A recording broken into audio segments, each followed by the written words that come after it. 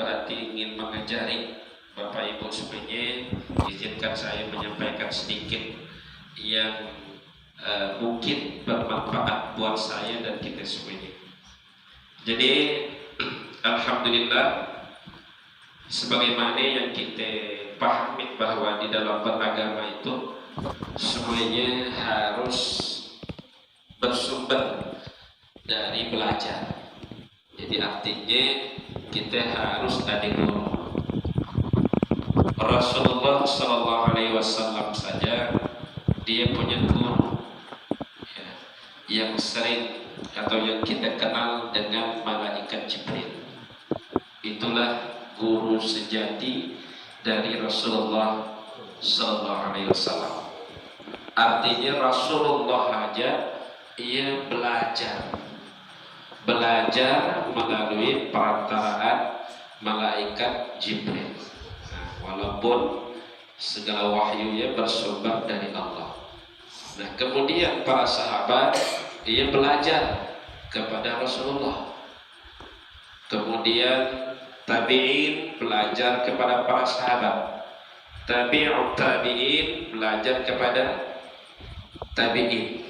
Terus sampailah kepada para ulama dan sampailah kepada kita. Jadi artinya apa? Tradisi belajar itu sebenarnya adalah tradisi atau sunnah, bagian sunnah dari Rasulullah. Bahkan di dalam Al-Quran Allah jelas-jelas ya, mendidik kita, menginginkan kita untuk terus belajar. Ayat yang pertama sebagai sebuah simbol pembelajaran dan yang penting bagi umat manusia adalah surah Al-Alaq yang berbunyi Iqra. Iqra bismi rabbikal ladzi khalaq. Artinya apa? Bahwa Allah memerintahkan ya, kepada kita untuk mendapatkan sebuah pengetahuan yang bermakna dan berfaedah harus melalui belajar. Nah, jadi Iqra ini bukan hanya sekedar membaca. Kalau selama itu mungkin kita pahami Iqra ya bacalah. Artinya ada yang dibaca. Tapi makna tafsirnya sebenarnya bukan bacalah seperti apa. Bukan hanya sekedar baca, tapi maknanya adalah istiqra. Istiqra ini maksudnya adalah menganalisa. Langkah dibaca, dipahami, kemudian nanti diamalkan. Nah, kenapa saya sampaikan seperti ini?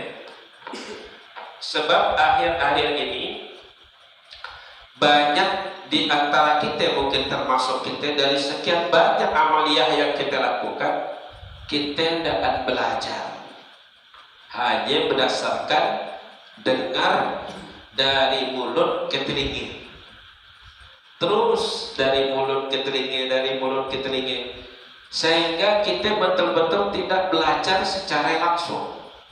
Maka ada yang mengancam, yang sedikit memberikan penegasan, kalau kita tidak belajar langsung kepada guru, maka guru kita adalah setan. Nah, ini kan sangat menakutkan. Ini sebenarnya adalah penegasan kepada kita pentingnya kita belajar. Nah, dari pemantauan kita ataupun pengetahuan kita bagaimana orang dalam mengamalkan ajaran agama, dalam beragama, kalau dia tidak berguru, maka kecenderungan untuk menyimpangnya sangat besar. Bahkan ya, kalau kita benar-benar tidak belajar, bukan hanya menyimpang, amalan-amalan yang kita lakukan biasanya penuh dengan rasa keraguan-raguan. Contoh aja Bapak Ibu, kalau kita yang kita amalkan dalam kegiatan sehari-hari, katakanlah dalam hal zikirnya ke, wiridnya ke, atau apanya, kalau kita tidak belajar langsung dengan guru, lambat laun ada rasa ragu, ada muncul rasa ragu diiringi dengan rasa malas, akhirnya berhenti. Nah, kenapa ia tidak memiliki kekuatan? Karena tidak langsung ditancapkan oleh guru. Nah, kemudian sekarang malah ngetren gurunya berubah dari guru langsung menjadi guru YouTube, ya kan? Facebook, kemudian Instagram, Twitter, kemudian Telegram, ya, sampai ke TV. Ada orang yang hanya menonton salah satu channel TV, dia sudah berani memberikan statement, pernyataan, atau bahkan istinbat dalam hukum, menetapkan sebuah hukum, baru nanggap di TV. Ada yang nanggap di YouTube seperti itu, dia berani memvonis orang lain, dan ini ternyata sudah sangat banyak kita temukan.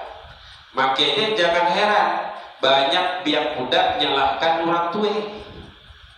Nah, ini dapat banyak ya, baru nak belajar bentar, baru belajar sedikit, tapi udah bisa ngate-ngatekan Pak Labai.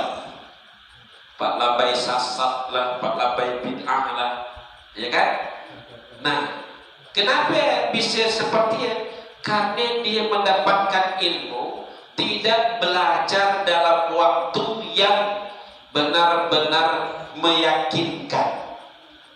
Kalau orang belajar, kalau bahasa Pak Guru itu, istilah Pak Guru, munak pale-pale belajar sampai guru bosan, bukan kita yang bosan. Nah, itu kan terbalik, guru masih semangat, muridnya dah berbosanan. Iya, salah. Harusnya adalah kita datangin sampai guru yang bosan. Artinya apa? Dah si anak yang nak diajarkan guru habis dah kita terima. Iya, baru belajar. Nah, yang terjadi sekarang malah banyak anak-anak muda, ya, generasi now katanya sekarang tuh, yang dia baru belajar sedikit dah mulai nak bede-bede amalan. Nah, sembahyang dah ngecak kaki. Nah, dikit diajarkan macam dia. Ada apa? Ada. Bahwa sholat dia harus ngecak kaki kawan baru iya namanya rapat. Nah, kayak gitu. Nah, atau langkah sholat dicit mati apa orang lain.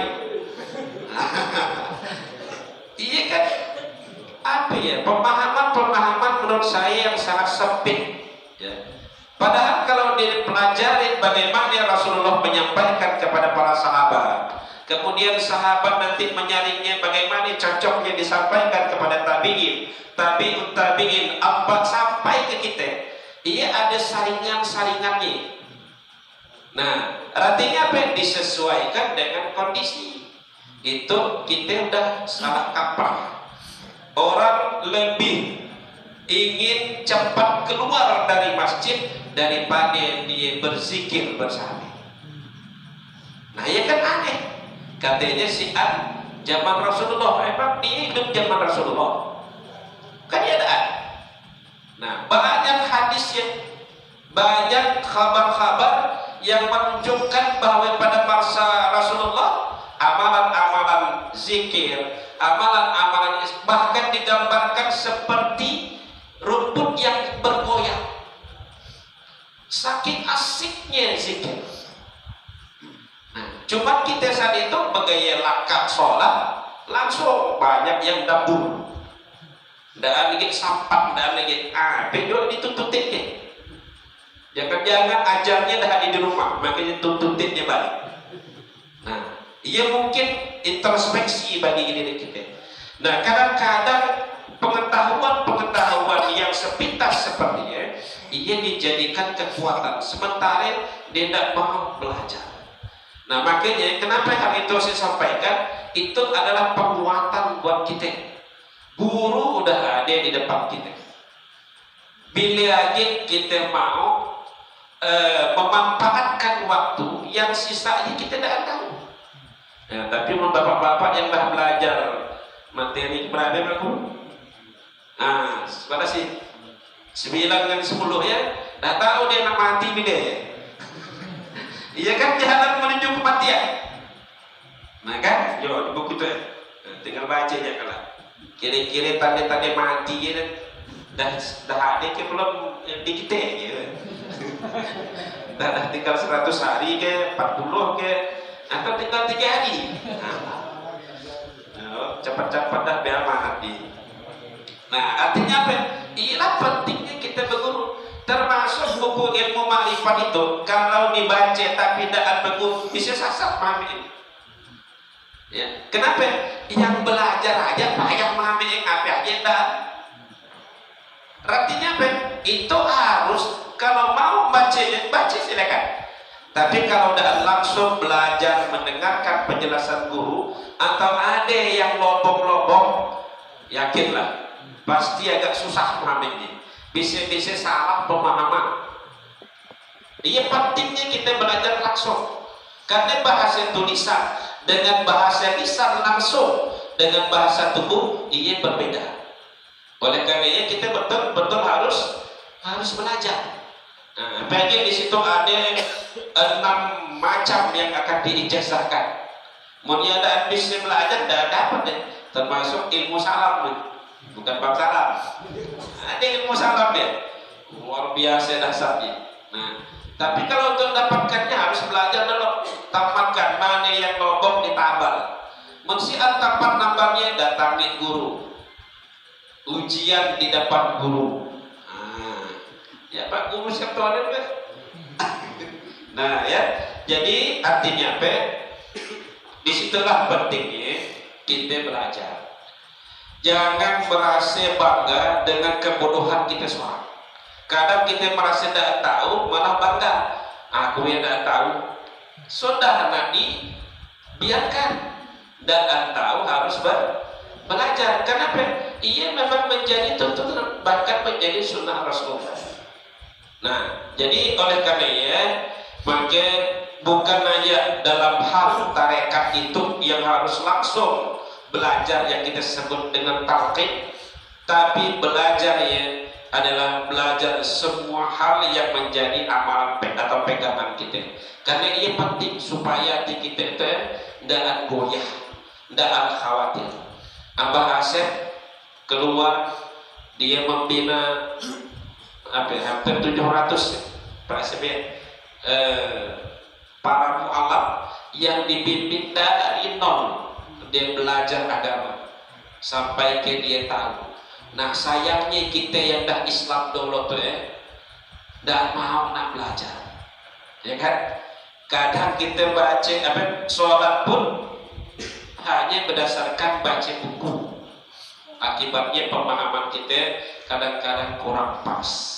Nah oleh karenanya maka menurut saya sangat penting bagi kita untuk belajar. Yang tidak tahu itulah kesempatan kita untuk memperbaiki diri dengan cara belajar.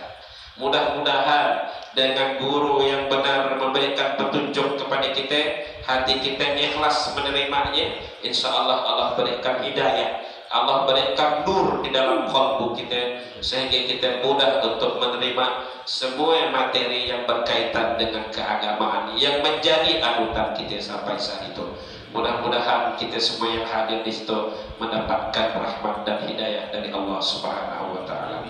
Mungkin ini aja yang dapat saya sampaikan, banyak kurangnya daripada lebihnya saya mohon maaf. Wallahul muwaffiq ila aqwamit thoriq. Assalamualaikum warahmatullahi wabarakatuh.